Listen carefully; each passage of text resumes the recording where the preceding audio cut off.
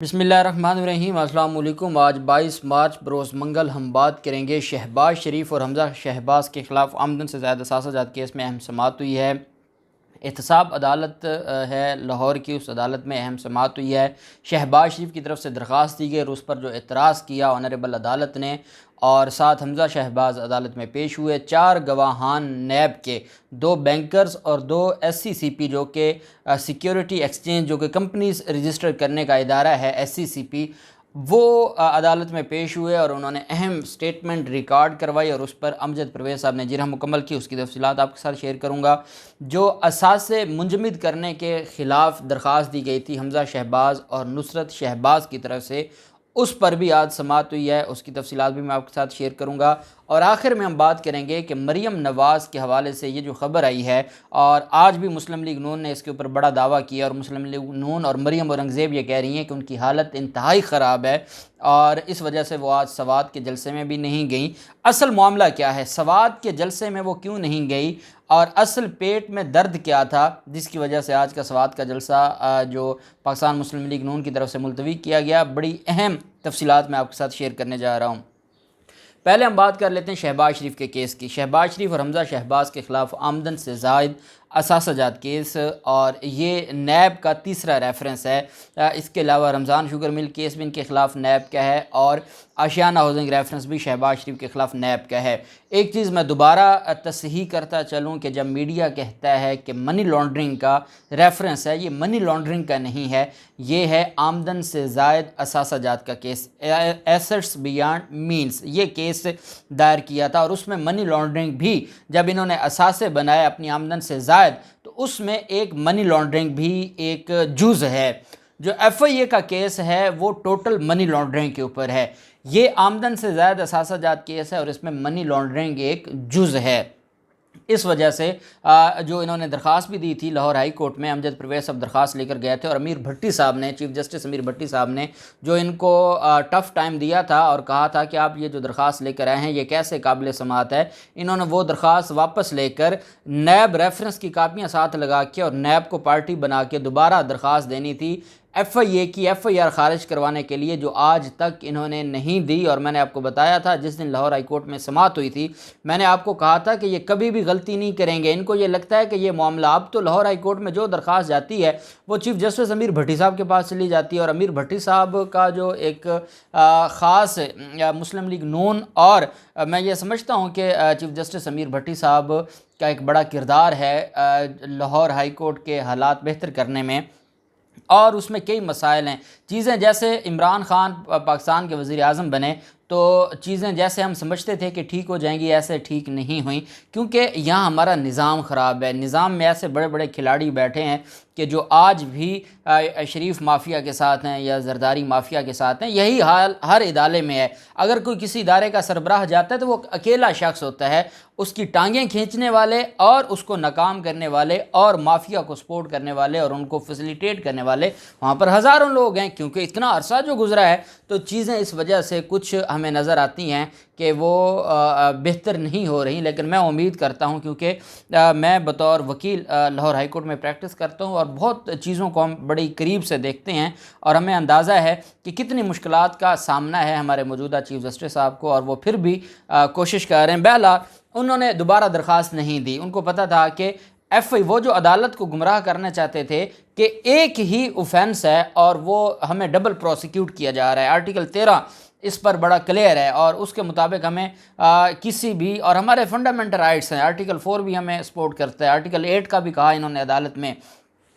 ये अदालत में बड़ी बातें करते रहे और ये कहते थे कि एक ऑफेंस में जो डबल जियोपार्डी का कंसेप्ट है हमारे क्रिमिनल लॉ में, तो उसके तहत हमें ये कैसे एक ही ऑफेंस में, सेक्शन 401 है CRPC का, डबल जियोपार्डी का जो कंसेप्ट देता है कि एक ही ऑफेंस में 2 दफ़ा प्रोसिक्यूट नहीं किया जा सकता, केस नहीं चलाया जा सकता। तो शहबाज शरीफ के वकील कहते थे کہ ایک نیب میں ریفرنس پہلے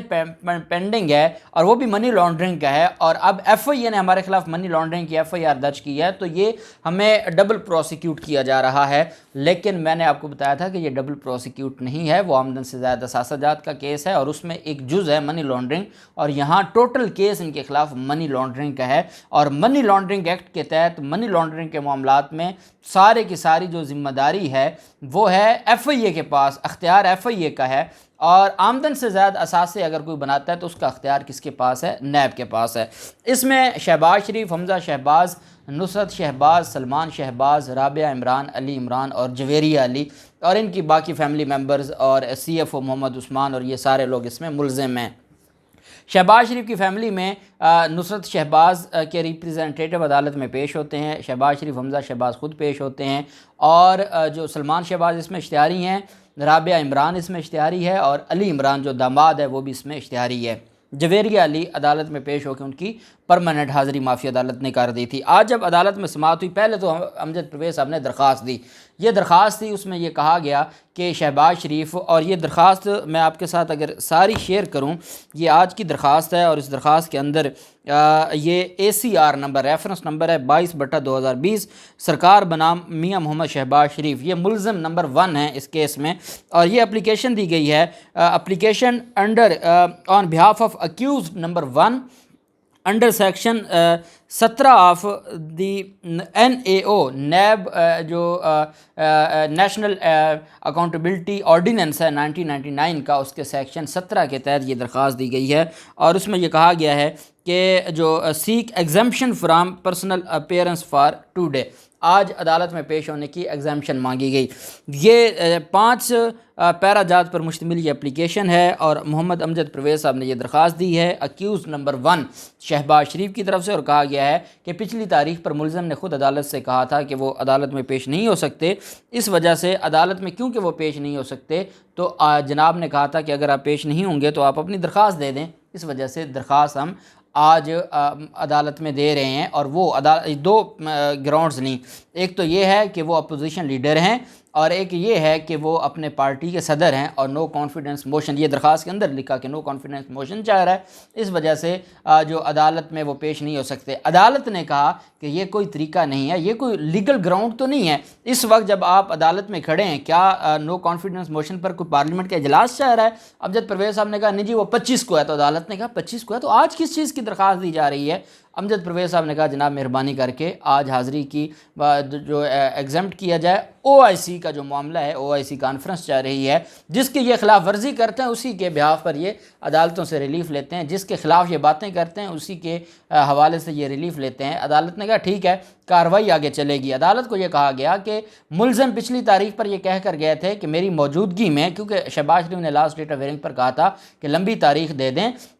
تاکہ پارلیمنٹ کا اجلاس ختم ہو جائے، اور میں خود چاہتا ہوں کہ میری موجودگی میں کیس پر سماعت ہو، تو عدالت کو آج یاد دہانی کروائی گئی کہ ملزم یہ کہہ کر گئے تھے، تو عدالت نے کہا کہ ہم ملزموں کے پابند نہیں ہیں، ہم یہی کر سکتے ہیں ان کو حاضری معافی، لیکن کیس کی جو کارروائی ہے وہ ہم آگے چلائیں گے۔ عدالت میں جو نیب پروسیکیوٹر نے 4 گواہان کو پیش کیا، ان میں سے 2 بینکرز تھے، اور 2 اس میں جو اس کیس کے اندر وہ SCCP کے افسران تھے، ان دونوں پر بھی انہوں نے بھی اپنے بیانات عدالت کے اندر سبمٹ کروائے، اور ان پر جرا مکمل کی، درمیان میں ایک دفعہ وقفہ بھی ہوا۔ امجد پرویز صاحب نے کہا کہ جناب 2 گھنٹے سے میں جرا کر رہا ہوں، تو چائے کا وقفہ کیا جائے، پھر چائے کے وقفے کے بعد دوبارہ سماعت ہوئی۔ آج عدالت میں 4 گواہان پر جو جرا ہے وہ مکمل ہوئی، چاروں گواہان نے آج ہی اپنی سٹیٹمنٹ مکمل کروائی، اور آج ہی عدالت میں یہ بینکر علی یوسف تھا اور بینکر حافظ عمیر، یہ 2 بینکرز تھے، فیصل بینک کے یہ ملازمین تھے جن کے خلاف جنہوں نے آج شہباز شریف کے خلاف اپنے سٹیٹمنٹ ریکارڈ کروائی، اور اسی طرح جو SCCP کے 2 گواہان ہیں وہ بھی عدالت میں پیش ہوئے۔ SCCP کا افسر کاشف علی، اس پر بھی جرا ہوئی ہے،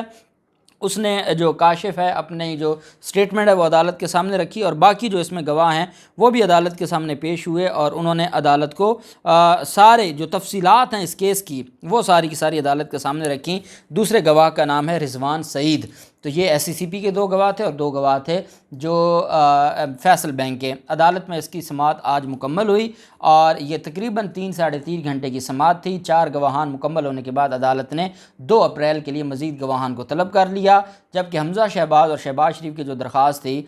نصرت شہباز کی، جو اثاثے ان کے منجمد، سارے اثاثے منجمد کر دیے گئے تھے عدالت کی طرف سے، اس کے خلاف انہوں نے درخواست دائر کی ہوئی ہے۔ امجد پرویز صاحب نے کہا کہ ہمیں اس پر بحث کا موقع دیا جائے۔ عدالت نے کہا آپ کے اثاثے منجمد ہوئے پڑے، آپ جب جی چاہے آپ بحث کریں، ہمیں اس میں کوئی نہیں ہے۔ اگر خود آپ ڈیڑھ لینا چاہتے ہیں، انہوں نے کہا نہیں جی ملزم ہوں گے عدالت میں موجود، تو ہم چاہتے ہیں ان کی موجودگی میں ہم بحث کریں۔ عدالت نے کہا ہمیں کوئی فرق نہیں پڑتا، اثاثے آپ کے منجمد ہیں اور ریلیف آپ کو چاہیے، اگر آپ خود اس کو ڈیلے کرنا چاہتے ہیں تو یہ آپ کی مرضی۔ عدالت نے اس درخواست کو بھی 2 اپریل کے لیے ملتوی کر دیا۔ یہ 2 ریفرنسز ہیں جن پر 2 اپریل کو دوبارہ ایک ریفرنس اور ایک درخواست دوبارہ سماعت ہوگی۔ مریم نواز کے حوالے سے آج سوات میں جلسہ تھا اور آپ جانتے ہیں کہ کچھ دن پہلے وزیر اعظم عمران خان بھی سوات میں جلسے میں جو ایک بہت بڑا جلسہ وزیر اعظم عمران خان کے پچھلے حالیہ جو 5-6 جلسے ہوئے ہیں وہ جلسے سب سے بڑے جلسے تھے۔ اب ان جلسوں کو دیکھا جائے اور مریم نواز کا جانا اور مریم نواز کو جو امیر مقام ہیں جو خیبر پختونخوا کے صدر ہیں ان کی طرف سے مریم نواز کو بتایا گیا کہ اس وقت حالات ایسے ہیں کہ خیبر پختونخوا کی عوام جو پہلے دیکھنے کے لیے لیڈرز کو دیکھنے کے لیے مریم نواز یا کوئی اور لیڈر جاتا ہے، بلاول زرداری جاتا ہے، ان کو دیکھنے کے لیے شغل میں بھی آ جاتے تھے۔ اس وقت خیبر پختونخوا کی عوام عدم اعتماد کے معاملے پر اور جس طریقے سے وزیر اعظم عمران خان کے خلاف مہم چلائی گئی ہے، اس کے بعد خیبر پختونخوا کی عوام آپ کو ویلکم نہیں کرے گی۔ وہ آپ کو جلسے میں اتنی تعداد میں لوگ نہیں آئیں گے جتنی ہم ایکسپیکٹ کر رہے ہیں، اور ہم اگر کیونکہ موازنہ کیا جائے گا عمران خان کے ساتھ جلسوں کا، جو عمران خان کے جلسے ہیں وزیر اعظم کے اور جو مریم نواز کے جلسے ہیں، کمپیریزن کیا جائے گا، ہم بری طرح پٹ جائیں گے اور ہمیں اس وقت اتنا بڑا رسک نہیں لینا چاہیے۔ یہ ان کا تھا بلدیاتی الیکشن کے حوالے سے، بلدیاتی الیکشن کے حوالے سے بھی انہوں نے جلسہ کرنا تھا، لیکن وہ جلسہ نہ ہو سکا اور مریم اورنگزیب کی طرف سے کہا گیا کہ ان کی شدید حالت خراب ہے، حالت تشویشناک ہے اور ان کو بخار ہے اور ان کی باقی بھی مختلف بیماریوں گنوائیں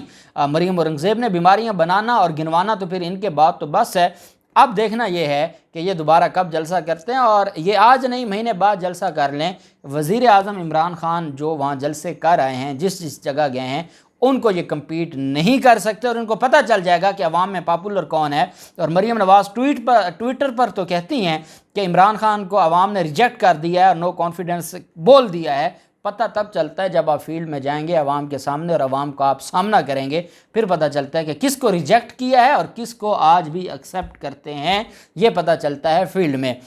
دیکھتے ہیں ان سارے معاملات میں کیا ہوتا ہے، جو بھی تفصیلات ہوں گی آپ کے ساتھ شیئر کرتے رہیں گے۔ اللہ پاک پاکستان کا حامی و ناصر ہو۔ بہت شکریہ، اللہ حافظ، پاکستان زندہ باد۔